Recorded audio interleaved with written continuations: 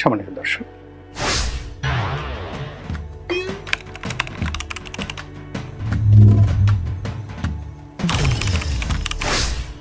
Doctor Asif নজরুলকে নিয়ে একটি বিশেষ শ্রেণীর মানুষ সমালোচনা করছে, বিতর্ক করছে, তার গীবত করছে, তার বদনাম করছে এবং এগুলো নিয়ে সামাজিক মাধ্যমে আলোচনা হচ্ছে।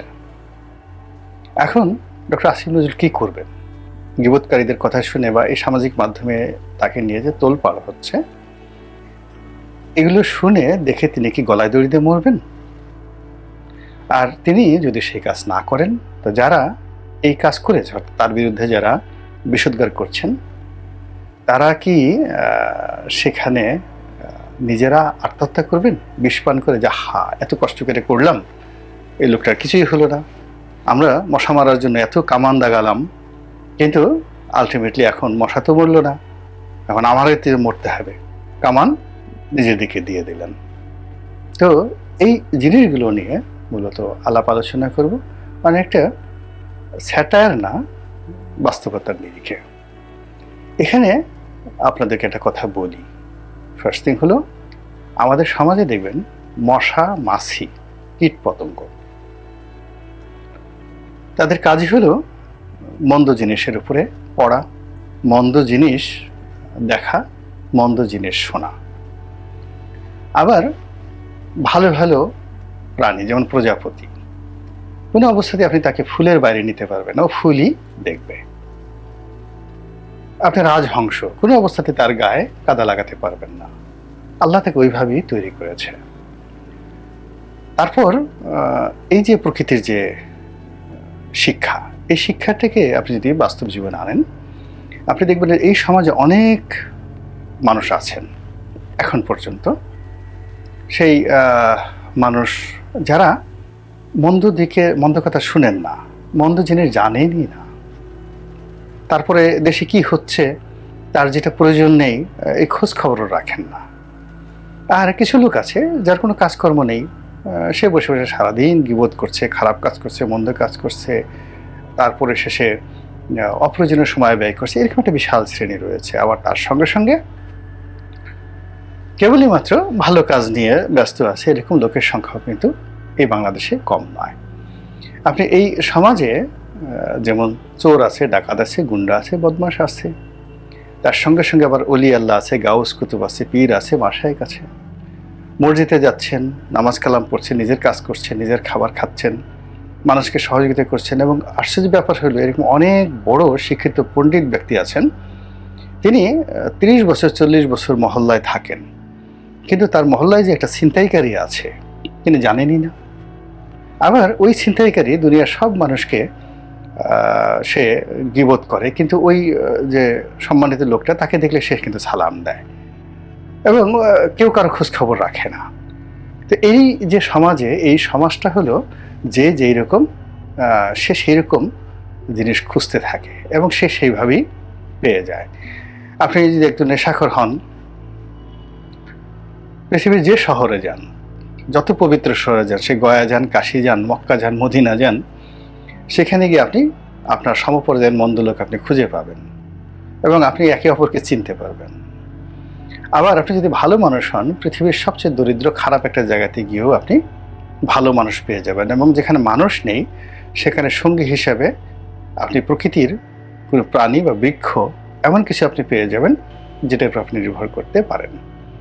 যার জন্য ডক্টর আসিফ নজরুলকে নিয়ে যা কিছু হচ্ছে, আলাপ আলোচনা হচ্ছে, আমি নিজের ব্যক্তিগতভাবে হালকাভাবে আমি তার পক্ষে যে সকল কথাবার্তা অনেকে বলছেন, সাংবাদিকরা, গুণীজনরা, আমি সেই কথাগুলো শুনেই আমি কথা বলছি। কিন্তু তাকে নিয়ে যে সকল ভিডিও তৈরি করা হয়েছে, বদনাম করা হয়েছে, বিশ্বাস করেন আমি এই ধরনের ভিডিও দেখিই নেই, মানে একেবারে যাকে বলে শিরোনামও দেখিনি এবং আমি দেখবো না। আমার নিজের সম্পর্কে যে সমস্ত যাকে বলে, আমি তো আজকে নয়, ধরুন আমি যখন এমপি হলাম 2009, 10, 11, 12, এই কয়টা বছর, প্রথম আলো, কালের কণ্ঠ, যুগান্তর, সমকাল থেকে শুরু করে সবগুলো প্রথম শ্রেণীর পত্রিকা, এমন কোনো দুর্নাম এবং বদনাম নেই আমার বিরুদ্ধে করেনি।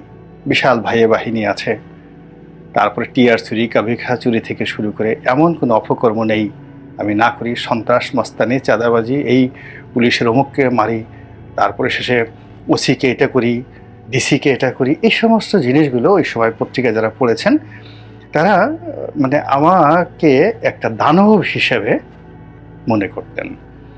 আমি আমার ওই সময়টি তো দেখেছি যে আমার যারা আপনজন তারা আমার কাছে মনে হতো যে তারা বোধহয় দেখো, তারা এই গোলাম মোল্লা রনির সম্পর্কে কোনো নেতিবাচক সংবাদ ছাপা হওয়ার সাথে সাথে ওটা ফেলে দিত, ইনক্লুডিং শেখ হাসিনা।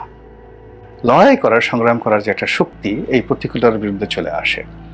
তো আমার যারা আপনজন, সংসদে ইকবালুর রহিম ছিল, খুবই ঘনিষ্ঠ বন্ধু, নজরুল ইসলাম বাবু ছিল, এমনকি বিপু, নসরুল আহমদ বিপু ছিল।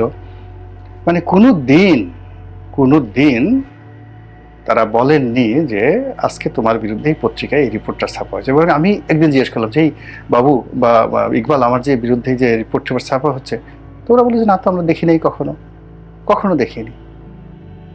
তখন আমি একটা আত্মবিশ্বাস ফিরে পেলাম যে আমার যারা শুভানুধ্যায়ী তারা প্রথমত আমার যে দোষ ত্রুটি আছে বা আমার যে দুর্নাম বদনাম আছে ওইদিকে তাদের নজরই যায় না। তো এই জিনিসগুলো সারাক্ষণ খুঁজতে থাকে যে রনি সাহেবের কি আছে।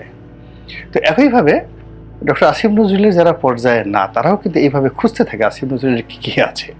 আর আসিফ নজরুলের যারা আপনজন আছেন বা আপনজন না, আসিফ নজরুলের সাথে পরিচয় নেই কিন্তু চিন্তা চেতনায় আসিফ নজরুলের সমপর্যায়ের লোক, কিংবা আসিফ নজরুল ওয়েলউইশার, বিশ্বাস করেন আসিফ নজরুল সম্পর্কে যা কিছু এই ভিডিও যা কিছু যে যারা করেছে তাদের চেহারাও তারা চিনে না, তাদের এই ভিডিও কেউ দেখেনি।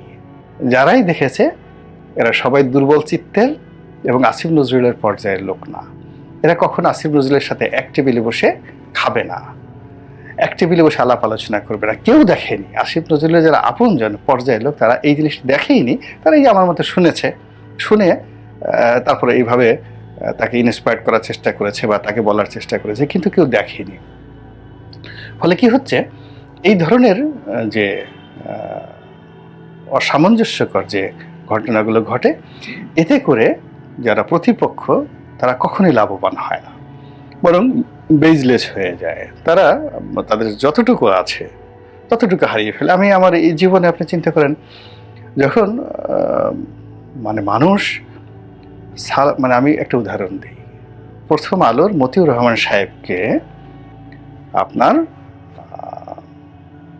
স্বামী ওসমান সাহেব, তো তিনি গিয়ে পা ধরে সালাম করতেন। তারপর কিন্তু তিনি রক্ষা পান নাই, তার বিরুদ্ধে সেই রিপোর্ট ছাপা হয়েছে। কিন্তু সেই মতিউর রহমান সাহেব প্রথম আলো, কিংবা গোলাম সারোয়ার ছিলেন সর্বকালের সম্পাদক, গোলাম মোল্লা রনিকে কিভাবে মূল্যায়ন করে। সারোয়ার সাহেব মারা গেছেন, আপনি একটু মতিউর রহমান সাহেবকে একটু জিজ্ঞেস করে আসেন তো, আমার সম্পর্কে একটা কথা বলতে বলেন তো, দেখেন তো। আবার দেখেন অর্থবিত্তের দিক থেকে সালমান এফ রহমান, তো সালমান এফ রহমান সাহেব যতদিন ছিলেন তার সাথে পাওয়ারফুল মানুষ বাংলাদেশে ছিল না। তো তার মতো লোকের সঙ্গে ফাইট করে তার অফিসের সামনে দিয়ে রাত্রি 9টা, 10টা, 11টার সময় সেই ধানমন্ডি 2 নম্বর রোডের তার অফিসের সামনে দিয়ে একা গিয়েছি, একবার দুইবার নয়, শতবার। তার অফিসের সামনে এই ছাত্রলীগ, যুবলীগ, আওয়ামী লীগের এই বিভিন্ন পান্ডারা 200-250 দাঁড়িয়ে থাকতো। তা আমি যখন সেখান থেকে যেতাম তো তারা রাস্তা করে দিত, সালাম দিত, কথাবার্তা বলতো, অথচ আমি তাকে গালাগালি করছি, সব কিছু করছি। উনি তো কোনোদিন আমার সামনে পড়তে সাহস পাননি। এর মূল কারণ হলো যে যখন আপনি ন্যায়ের পথে থাকবেন, একটা জায়গাতে থাকবেন, আপনার প্রতিপক্ষ যত বড় হোক না কেন সে আপনাকে ভয় পাবে, প্রচণ্ড ভয় পাবে। আমি আওয়ামী লীগ সরকারের, সেটা মহিউদ্দিন খান আলমগীর বলেন, শাহজাহান খান বলেন, শামসুল হক টুকু বলেন, স্বরাষ্ট্র প্রতিমন্ত্রী ছিলেন, আবুল হোসেন বলেন, ওয়াইদুল কাদের বলেন, গালাগালি করিনি কাকে? সামনে প্রকাশ্যে, অর্থাৎ 1 to 1, আর লেখালেখি করে তো এই দূর থেকে না, একেবারে 1 to 1 পার্লামেন্টে বসে এদের মুখের উপর বিভিন্ন কথাবার্তা বলেছি। এইগুলো কি করেন, এগুলো কি করেন, কই ও তো কখনোই সামনে দাঁড়াতে সাহস পায়নি। তো আসিফ নজরুলের যদি এরকম সততা থাকে, ন্যায় নিষ্ঠতা থাকে এবং তার তাকে কেউ কিন্তু একটা পশম স্পর্শ করতে পারবে না। এক। 2 নম্বর হলো যে আমি 2009 সনের আগে আমার ভিতরে যে সাহস আছে এটা আমি জানতাম না, কিন্তু যখন মানুষ আমাকে আক্রমণ করা শুরু করলো, সেই আক্রমণগুলো প্রতিহত করতে করতে আমার বুদ্ধির দরজা খুলে গেল, আমি সাহসী হয়ে উঠলাম। এবং একটা সময় আমার কাছে মনে হলো যে না, তো আমাকে যারা আক্রমণ করছে তারা খুবই দুর্বল প্রকৃতির মানুষ, খুবই দুর্বল প্রকৃতির মানুষ। তো আসিফ নজরুল সাহেবের মতো একজন ভদ্রলোক মানুষ, এই যে আমরা অনেকে যারা তার সমালোচনা করছি, তাকে নিয়ে বিভিন্ন রকম নেতিবাচক কথাবার্তা বলছি, মূলত আমরা আসলে তাকে সাহসী বানিয়ে ফেলছি, দুর্বার বানিয়ে ফেলছি। তিনি তার অবস্থানে পাকাপোক্ত হচ্ছেন, তিনি আরও শক্তিশালী হয়ে যাচ্ছেন, আরও বেপরোয়া হয়ে যাচ্ছেন। আর যারা এই সমস্ত বেজলেস কথাবার্তা বলছেন এবং রুটলেস কথাবার্তা বলছেন, আপনাকে কাউকে যদি ক্ষতি করতে হয় সমপর্যায়ে লাগবে।